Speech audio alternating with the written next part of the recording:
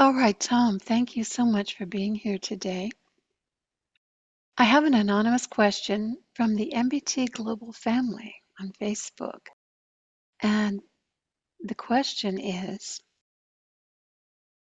I'd like some advice for an adult dealing with post-traumatic stress disorder and depression stemming from childhood trauma.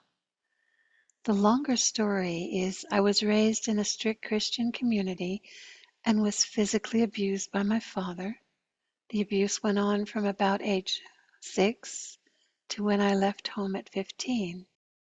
My mother was aware, as well as my whole family and teachers in the school, but there wasn't anyone who came to my aid. I'm now in my 30s, and I'm finding that even though I've tried forgiveness, the trauma and post-traumatic stress disorder from childhood seem to be affecting my health emotionally, physically, mentally. I'm trying to heal, but it feels like a lost cause. I have a few convos with parents, and my dad displayed remorse, but I was only able to dictate my forgiveness and understanding and not my pain and agony.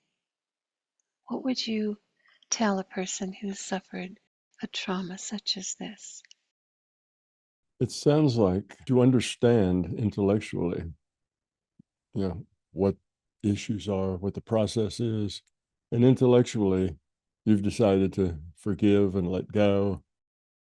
But intuitively and at the being level, you're having a hard time letting go because the pain is still there. You still feel it. You still can remember it. You're still traumatized by it. To let go of it, you have to accept it. And by accept it doesn't mean that you think it's okay. That kind of abuse is never okay. But you realize that it just was what it was because your father was who he was for whatever reason that was. Your father was that way for reasons as well. And his father was that way for reasons as well. And it goes on and on. So you can kind of push reasons for that kind of behavior back as far as you want, but that's not the point. The point is, for whatever reasons it might be, that's the way your father was. And you happened to be born into that family. And it was yours to deal with that and deal with it as positively as you could. Well, that's real hard to do when somebody's beating you up, to deal with that positive, particularly if you're a child. So most children fail at that. They can't deal with that positively. So they build up this fear and this hate, this very strong negative wall, and they try to wall it in. They try to say, all that ugly stuff I'm going to put behind this wall, and I'm going to pretend that it isn't there. So they live their life, and if they're still in their 20s, that works pretty well, stuffing things behind walls and pretending that they're not there. But the older you get, the more that stuff behind the wall, or under the rug, or wherever else you stuff the things you don't want to deal with, they get harder and harder to not see and not feel. So the issue is that if you don't deal with it, it's probably just going to get worse. It's not going to get better just leaving it alone.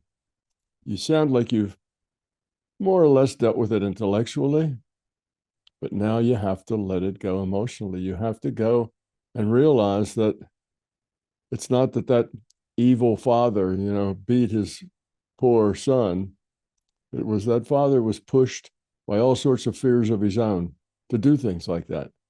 That your father couldn't have really done it any other way because he was so tormented by his own demons that was his response to his own demons.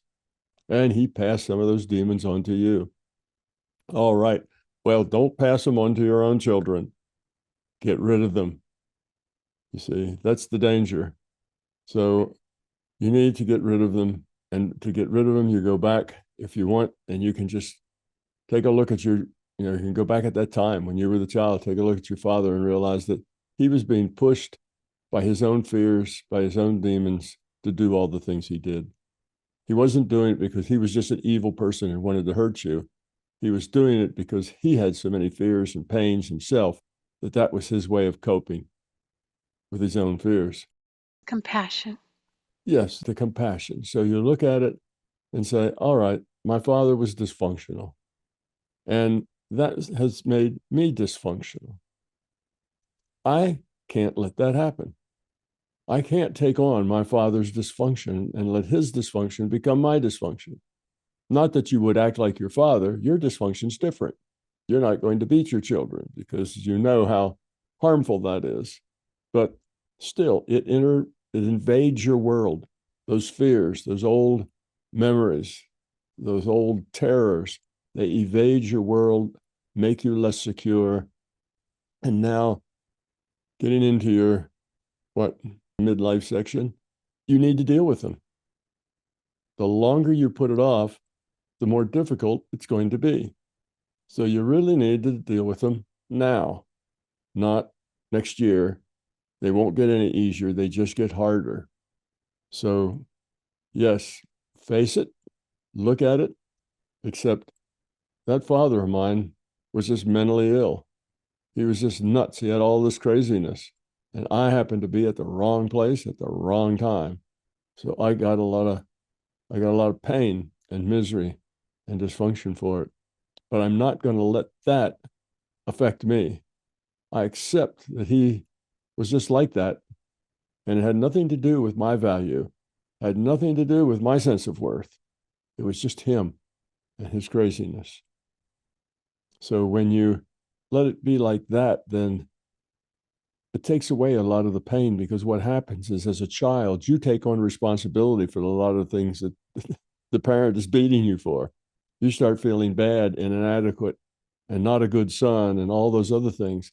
The parent convinces you that you're to blame for a lot of it, and he's doing that because that's what helps him pass his terror onto somebody else, that helps him get rid of it. Terrible thing to do to your child, but if that's the level of quality that you are at this point, well, that's what you're going to do. You can't do anything else. Your father is who he is, who he was. He couldn't have done it any other way, because that's just the way he was. He was going to do that. The probability of him doing it in a different way was probably very, very small. You were at the wrong place at the wrong time. Don't take any of the negativity of all the negative things he said about you.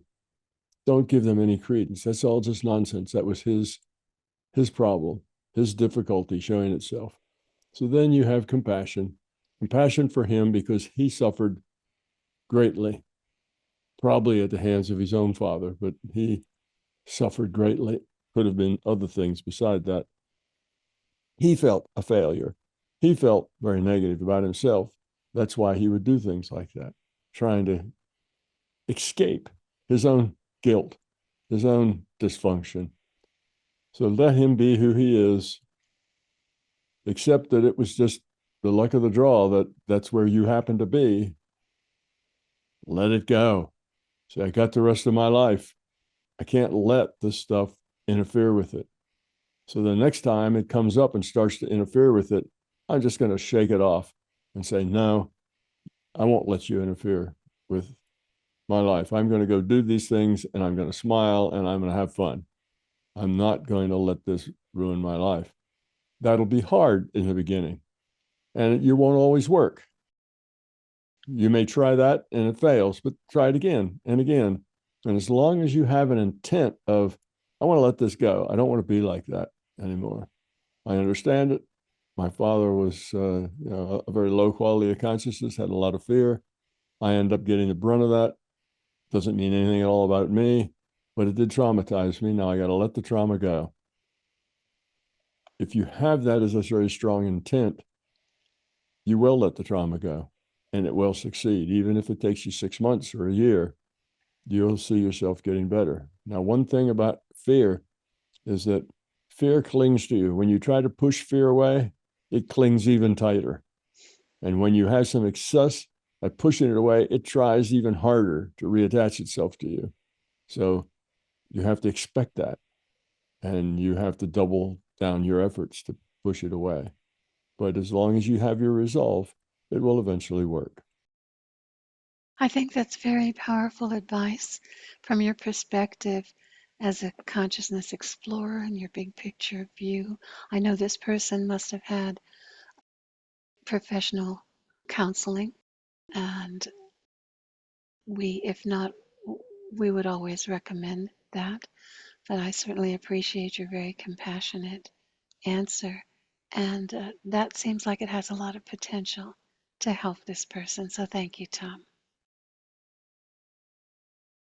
I and MBT Events hope you liked this video. We will continue to post videos for free on my YouTube channel, but please understand, these videos are expensive to produce.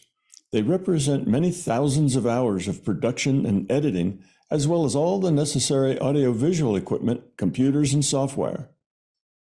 If you find something of significant value in our videos, please consider supporting their production through our Patreon account or through a one-time donation. It would be very much appreciated. The links are in the description below. Thank you.